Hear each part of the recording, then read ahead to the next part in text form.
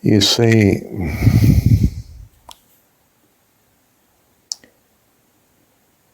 our technology has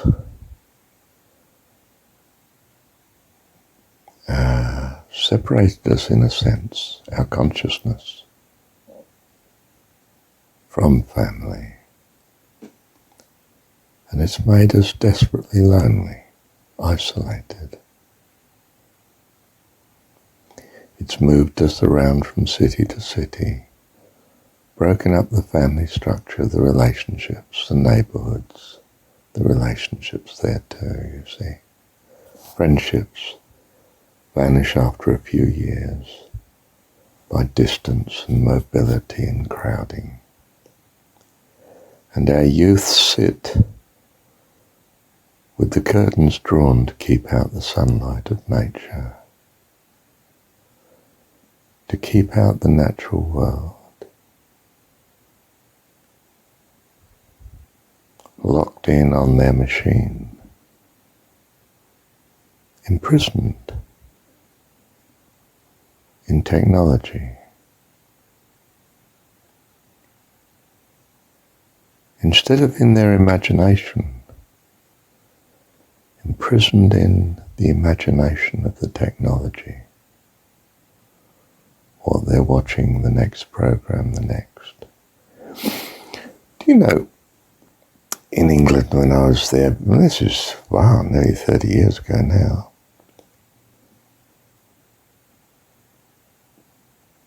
well, no, not quite that. When I was here and I went back to England, I realised that with Sky, it was called Sky then, it was television, whereby you could,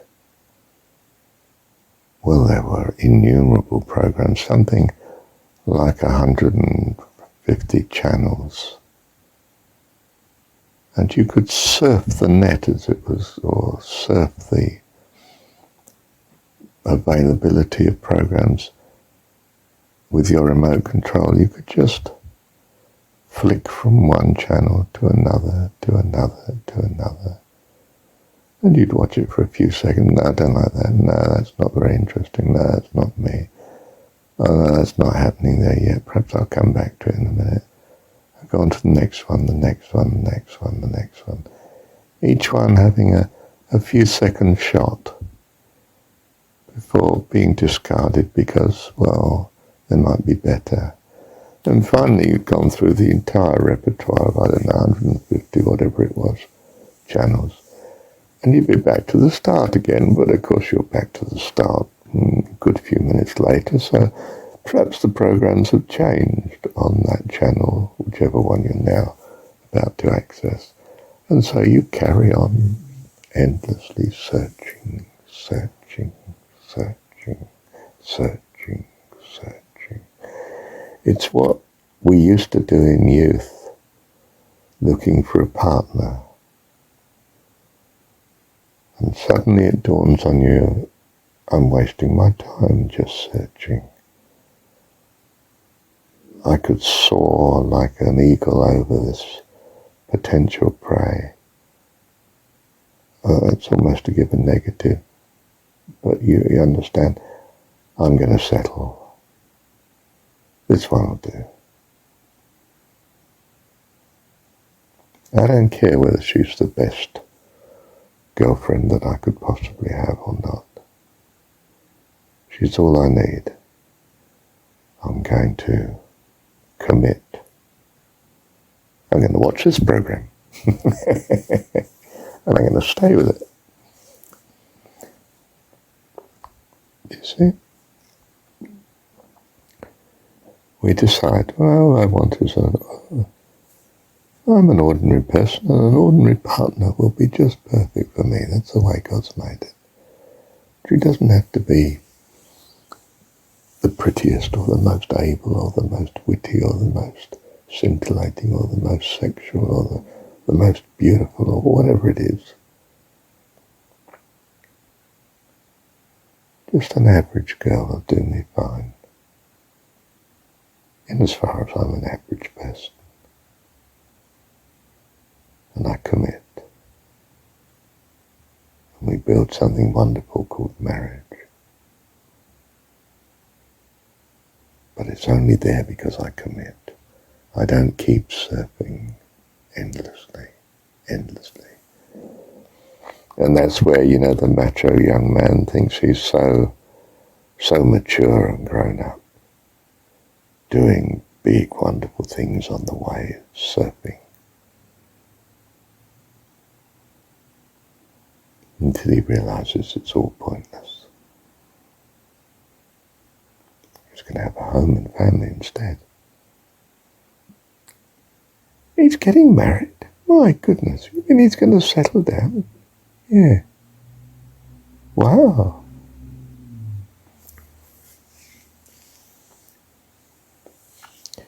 To return where I started then,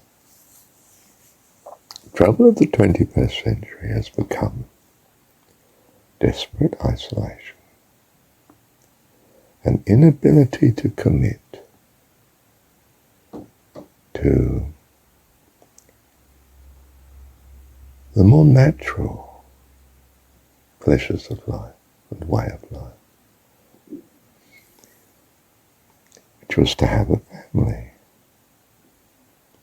create a home, make things, do things in the house, do things in the garden,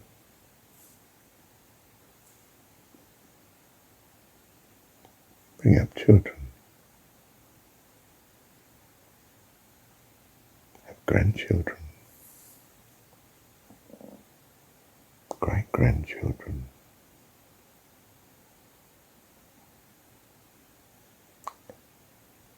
family.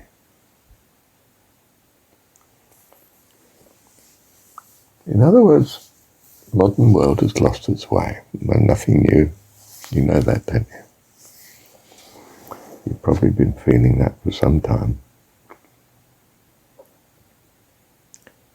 It's lost its way in its isolation of technology.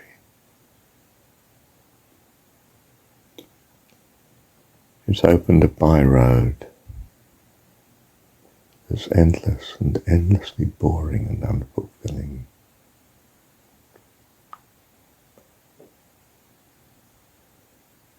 Someone else's dream, someone else's imagination,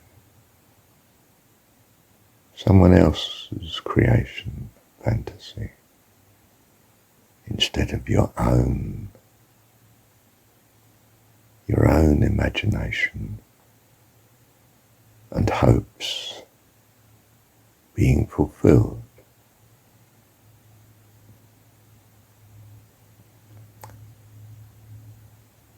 Life,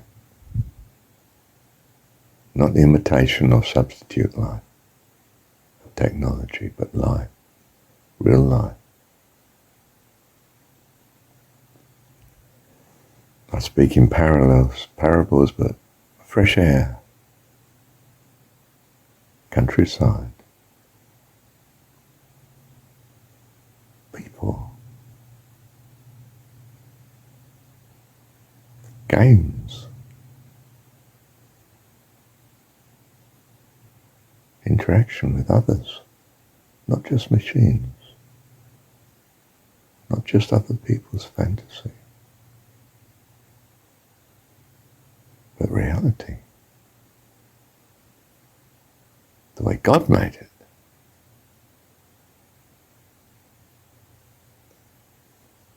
Mother Nature.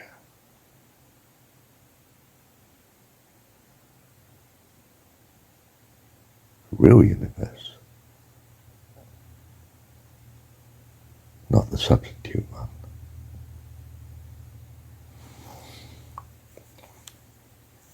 Very, very early on, somewhere around, it started to dawn probably 11, 12, 13,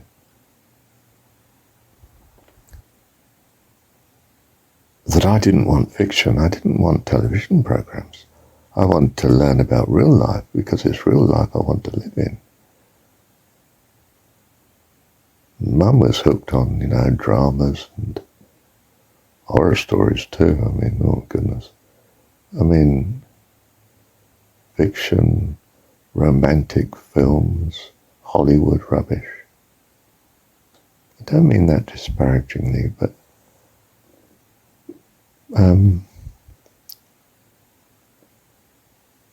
childish misunderstandings of reality, fantasies that don't help you in real living. They're just a byroad, just a preoccupation, a delay. And I set aside all fiction. No interest in reading a book, a fiction book. Astronomy, it was different. Well, I thought that was reality, you see. Science is pretty fictional at times, but still, you know what I mean? Compared to the stuff that was coming out of the television, I could not sit and watch television. I'm a young teenager. I want to live, not watch television. Suddenly break with mum. She can watch her programs if she wants, but that's not what I want to do. I want to live. I want people. I want interaction with friends and things to do, and I want life, not dreaming, and I say dreaming now in the disparaging sense of mindless fantasy instead of creative imagination that can be transposed into reality and living and daily interaction with others. And I think it was part and parcel of the foundation of suddenly I realized I could study and achieve. I could revise for a test and pass it. I could beat everyone in the class just like that. Me! A few simple techniques and I could come out first every time. Beat all the competition. I just kept being put up and promoted at school. From nowhere. Where did this peculiarity of a child come from that suddenly accelerated from nowhere into the limelight? You know, I've said elsewhere, haven't I? About 300 kids in my year. That's a secondary school, not a grammar school, not the elite. I was just in with the other 80%. Average in that. In that, I was average. And I'm one of the two that get to university and end up lecturing at the university, doing research, being an academic. And I'm going to say in complete lack of humility, one of the most able academics you could possibly meet. An intolerable master of words and analysis and ability to concentrate and penetrate the essence of things. I was the very essence of an economist as regards academic approach before I became an economist.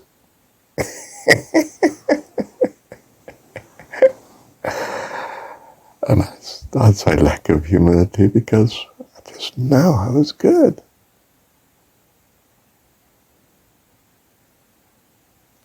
No one was my equal in argument, in philosophizing, in analysis, in insight. Where did it come from?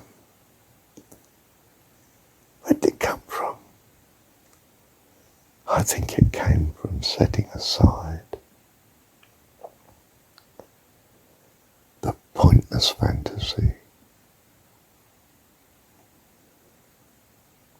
for wisdom, pursuit of understanding, pursuit of knowledge, of knowing.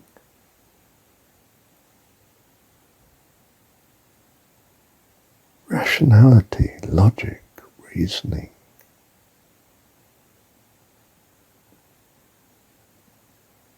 Mastery.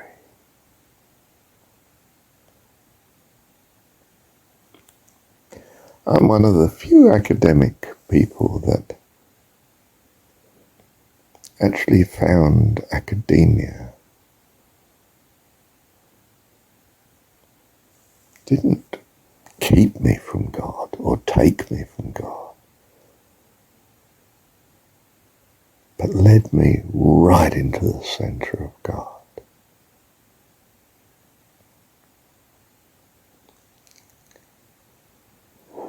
I used to sit at one point at uni towards the end of the day in the quiet room of our department. Nobody ever used it. They were never quiet, were they? And I'd just review the day. I was meditating before I was trained to meditate. I was alone with God and almost knowing it, but being secular and yet mystical in a way, spiritual without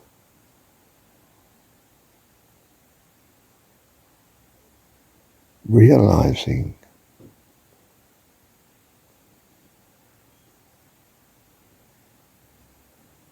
where spirituality was taking me, but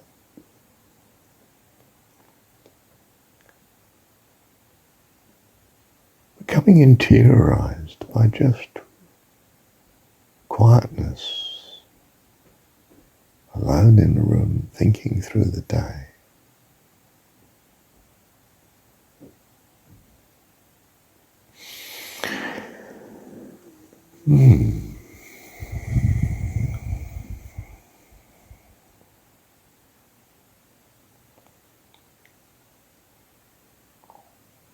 I was already on the path to God, because of course I was earnestly wondering what it's all about.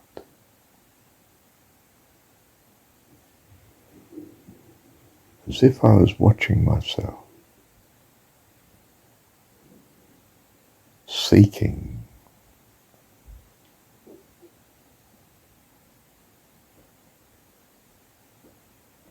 not knowing what I'm seeking, but knowing I'm in absolute earnest, wondering about it all.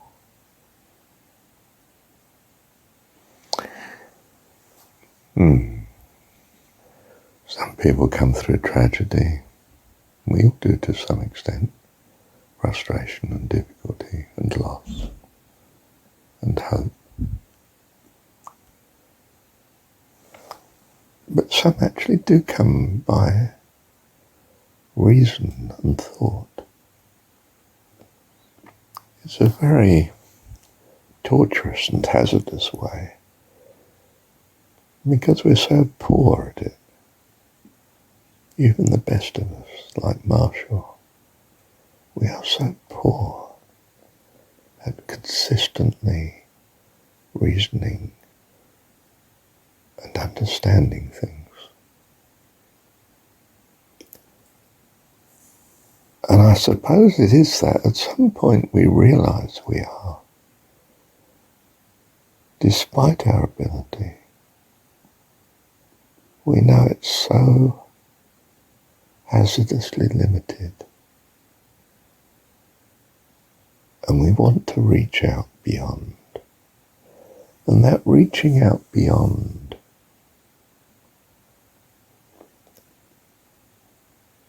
is a realization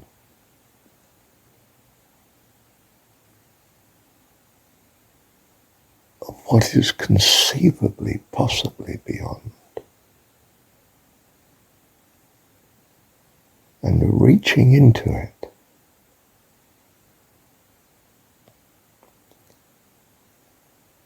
because of where we are being so unsatisfactory compared to where we long to be. I could walk a mile and a half or 2 miles, 2 I think, from uni down to the station. But it wasn't along the road, it was along the riverside. Not a soul there. You pass nobody.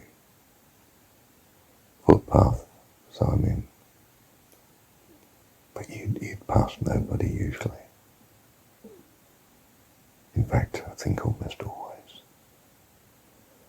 And I'd walk all the way from the university down to Wivenhoe station. Small town. Very small. Well, in English terms, very small.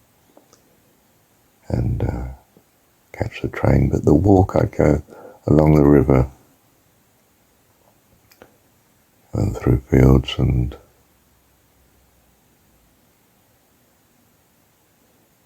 through a wooded area, very thick wooded. And then break out, and I was at the railway station. Didn't have any urban part at all in the walk. Not at all. Apart from crossing the boundary road at the university. Wasn't usually much on that. Anything, really.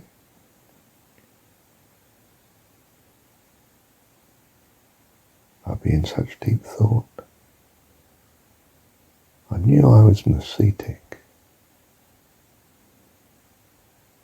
Sort of feeling of the reality of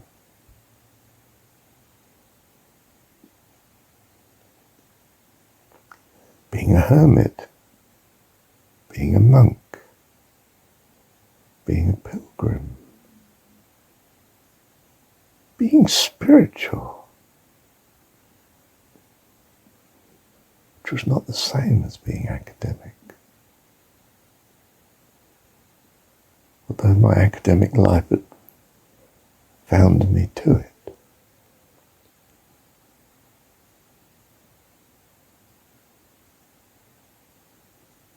And God and I were together.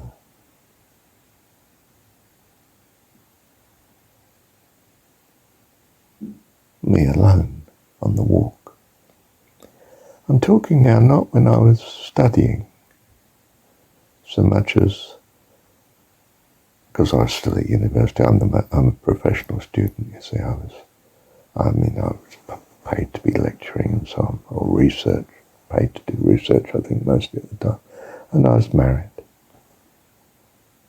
I catch the train home to my wife. Good Christian lady. Baptist. Well, I was a Baptist too, I mean, officially, but in reality I was a ascetic.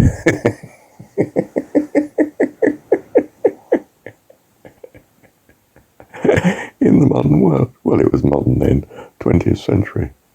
Wouldn't seem so modern now, but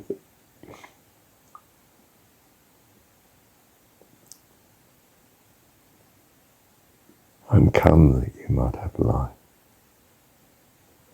and have it more abundantly. And I've found that, I've found life more abundantly.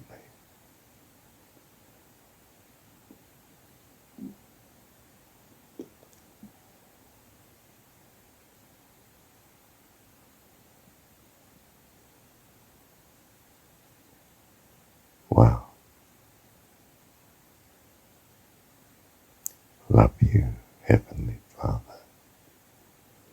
Love you for all of life. All the incredible variety blessings and trials, hopes, difficulties, staggering provision, your wonderful, caring, loving presence. So love you, Heavenly Father, for all your loving kindness. May I be appreciative of such to all your creation. Wonderful one. Love you. Thank you, Heavenly Father. Now listen to me carefully. You don't have to spend 74 years getting to my exalted state.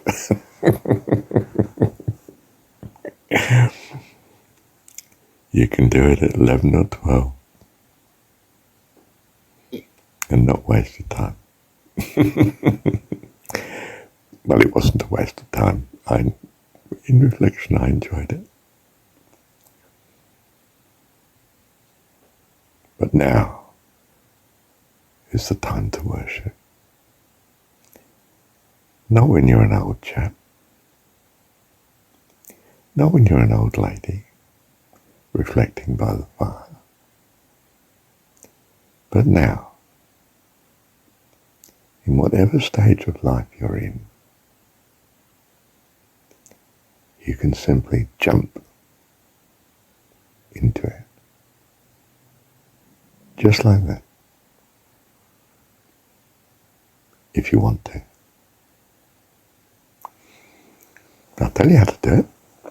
And I've told you before. And you know what's coming, don't you? All you have to do is use your imagination. Picture God as your Heavenly Father. No other report of God will do.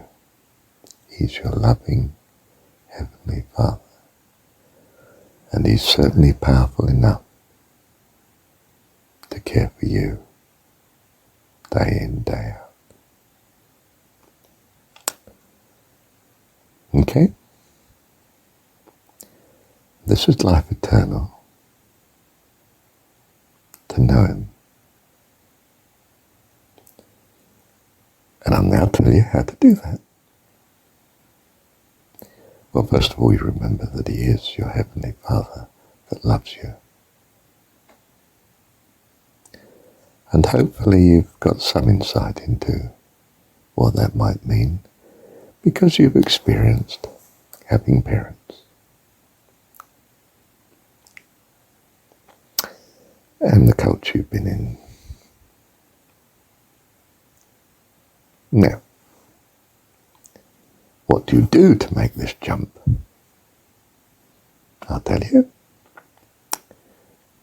which is to practice being thankful. Pretty well, continuously. For every little detail, and every major detail too in your life. The air you breathe, the thoughts you think, the food you eat, the rest you enjoy, the sleep you enjoy, the waking you enjoy. The day, the night, the people you know, the work you have, the things that go right, and even some of the small things that go wrong. Practice thanking your Heavenly Father for everyone. Thank you, Heavenly Father, for this recording at the minute. Thank you that someone may hear and be rescued into absolute loveliness, life eternal. Thank you for the thoughts you give me. Thank you for the health that allows me to think of the thoughts instead of pain or suffering. And if I've got pain and suffering, I'm going to trust you, Lord. And my way of trusting you is to say thank you for it. Thank you for it. And I become as an observer. I soar above every difficulty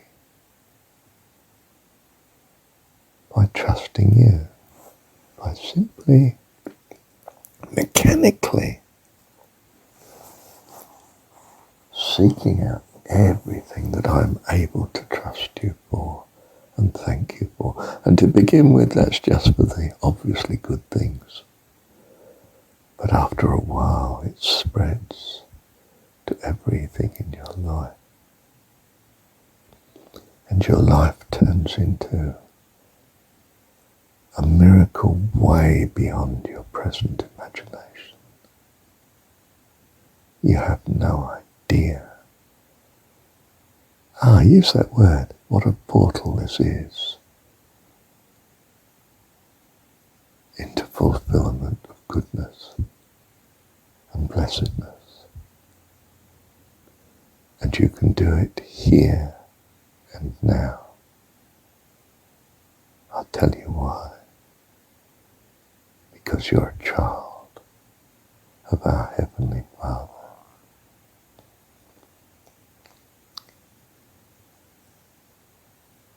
And that means not only that you can, but that you will grow up to be like Him.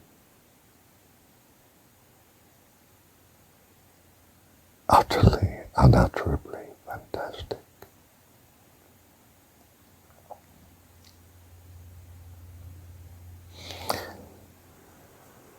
I had a fortune teller tell me I was going to be successful. I said, how do you mean?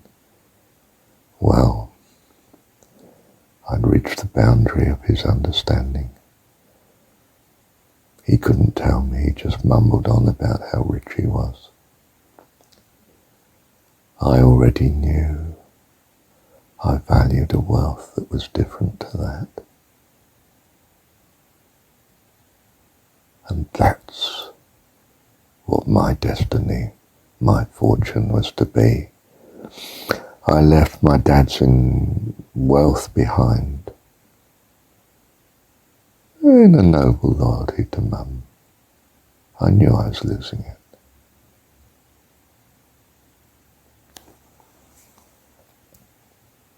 But it was for what I valued. I loved Mum, you see. Devoted to Mum.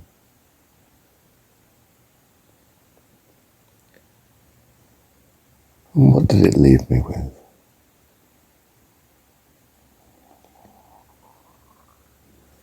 An infinite wealth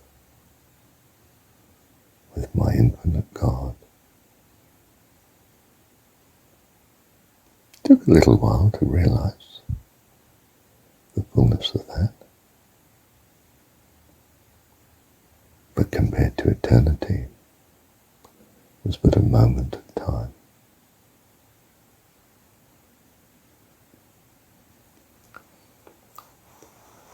I'm not just talking about me, I'm talking about you.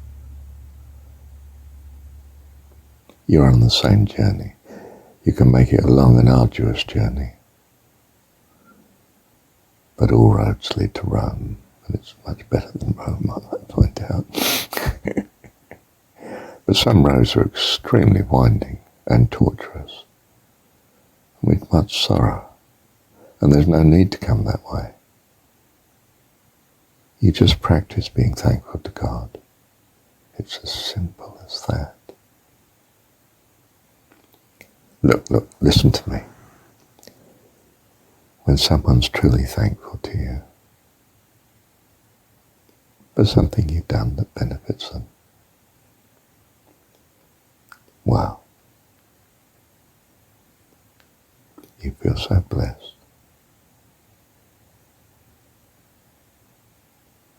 By their goodness. which is revealed to you, given to you, because of something they value in you.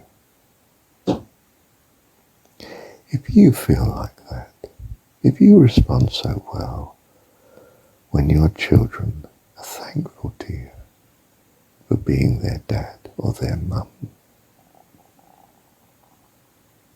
how much more God is overwhelmed with love and joy when you value him, when you appreciate him, when you want in your heart to be thankful, even if somehow you can't feel the reality of it. But that's what you want. Do you realize that to want to love something is to love it? There's no way you would want to love God. You might see God as Jesus. There's no way you would want to love him, except you did already. You know, I've had people say, oh, I wish I loved God more. Well, you do. The wish is what you want. It's a lovely revelation to realize that you in your heart do love God. How much more then do you think he loves you?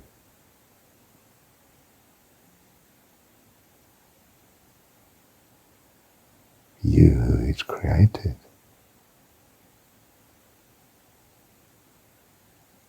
You that is his very self, incarnate. We are Jesus, you see.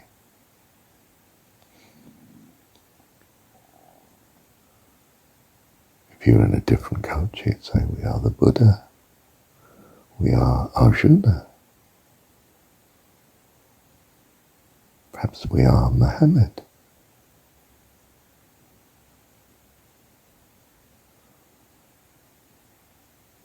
Perhaps we are all of these persons that so like us have lived too. And now we live, you have already passed with me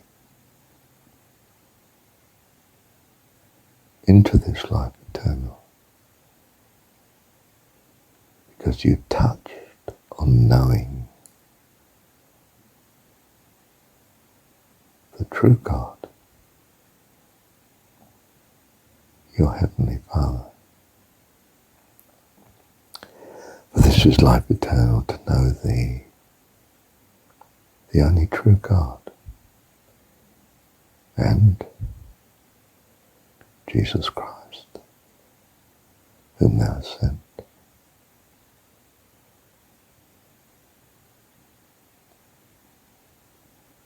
You know Jesus. We know the story. We are the story. As they say in the East, I am he, blessed Spirit, I am he. Or as Jesus says in the story, I and my Father are one. This is who you are. This is who I am. This is who we all are. Children of God. Children of God, our Heavenly Father. Thank you, Heavenly Father,